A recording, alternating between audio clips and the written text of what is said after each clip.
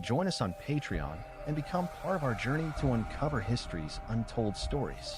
Your support helps us create in-depth content, bring hidden narratives to life, and keep history alive for everyone. In the swirling mists of time, long before the pyramids kissed the sky or empires laid claim to dominion over the earth, there lived stories so ancient, so powerful, that they defied the borders of myth and memory.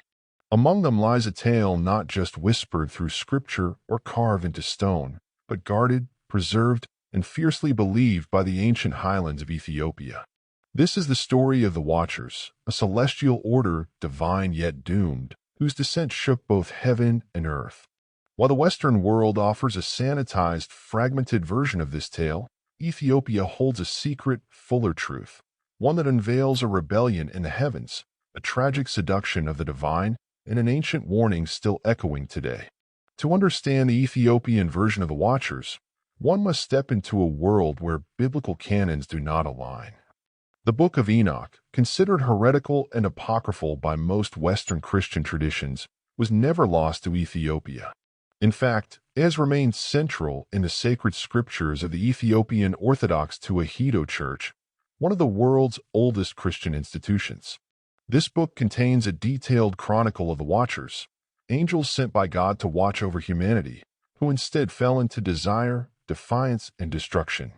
While Judeo-Christian texts often gloss over this cosmic catastrophe, Ethiopian tradition lays it bare, with raw, unsettling clarity.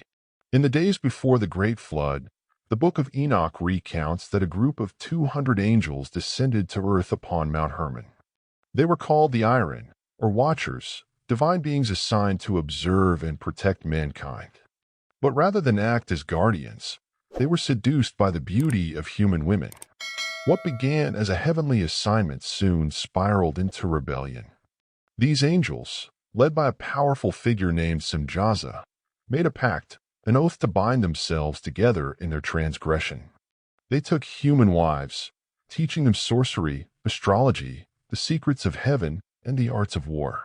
Their forbidden union bore children, the Nephilim, giants of great strength and violence, who devoured the resources of the earth and spilled the blood of both men and beasts. This ancient tale has echoes in the book of Genesis, where a cryptic passage mentions the sons of God taking daughters of men, but Genesis veils the gravity of the event in ambiguity. In contrast, Ethiopian tradition, rooted in the Guizi version of Enoch, gives voice to a suppressed history. It does not hide the horror of what followed. The earth cried out beneath the weight of corruption. The fallen angels, once beings of pure light, became harbingers of chaos. They taught men the forging of weapons, the use of enchantments, and the signs of the stars, not as gifts, but as tools of power, conquest, and manipulation. But why was this story silenced in the West? During the early centuries of Christianity, theological and political forces curated the canon of Scripture with extreme care. Books that were deemed too controversial, mysterious, or resistant to control were excluded from what would become the standard Bible. The Book of Enoch, though widely read by early Christians, including some of the Church Fathers, was eventually discarded. But Ethiopia, never colonized spiritually by Rome or Constantinople, preserved it. There it remained a living scripture, recited and revered in churches nestled within mountain monasteries, and passed down through oral tradition long before it was written on parchment. This Ethiopian understanding of the Watchers reframes our perception of evil. Instead of viewing sin as a purely human condition, it shows that divine beings, too, were capable of transgression. Their rebellion was not merely disobedience. It was a cosmic betrayal. This theological depth gives voice to an ancient awareness that the line between heaven and earth, between spirit and flesh, was once dangerously thin. What followed was divine judgment. According to Enoch, the archangels, Michael, Uriel, Raphael, and Gabriel, brought the case before God. Heaven responded with fury. The Watchers were bound and cast into a subterranean prison, a dark and terrifying place called Dudiel, where they await judgment. The Nephilim, their half-angelic children, were destroyed in the deluge, Noah's flood. Yet even in death, their spirits became something new and terrifying.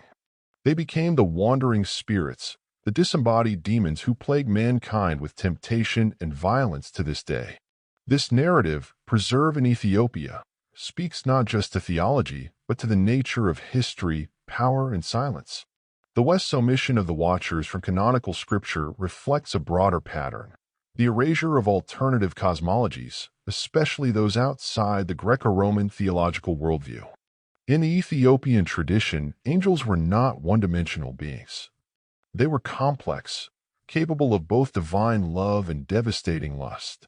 Their fall did not just mark a change in heaven, it unleashed spiritual corruption into the bloodstream of humanity. There is also something deeply human about the Watcher's story. Their desire to walk among humans, to feel love, to break the rules of their station, mirrors the mythic arcs of many cultures: the gods who fall for mortals, the beings of light who embrace darkness, the tragic figures punished for loving too much. But unlike Greek or Norse myths, this was not romanticized. The Ethiopian narrative casts the fall of the Watchers as a grave mistake, one that shattered the harmony between heaven and earth. This celestial rebellion is not just theological, it is deeply symbolic. The teachings of the Watchers corrupted humanity, not just morally, but intellectually. They accelerated civilization in ways that were unnatural, teaching skills too advanced, too quickly, without the moral foundations to guide them. In Ethiopian tradition, this may even be viewed as the root of all spiritual warfare, where ancient forces were not only over nations but over the hearts and minds of men. Interestingly, traces of this story survive in Islamic tradition as well, where angels Herod and Merat are said to have descended to earth and succumbed to temptation. In Jewish mysticism, especially the Kabbalah, fallen angels and Nephilim play significant roles. Yet it is in Ethiopia that this narrative finds its clearest, oldest, and most complete form. The arc of this knowledge rests in the highlands of Aksum, in the liturgies of Lalibela, in manuscripts held in monasteries carved from stone and cloud. Modern scholars have begun to re-examine the Book of Enoch, especially after fragments were discovered among the Dead Sea Scrolls in the caves of Qumran.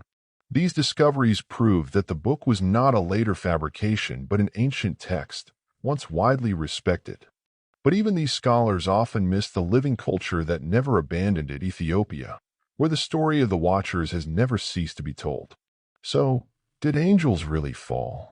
If we are to trust the Ethiopian tradition, the answer is yes, but their fall was not just a moral lapse. It was an act of cosmic treason. It was a divine tragedy, born of love, desire, rebellion, and pride.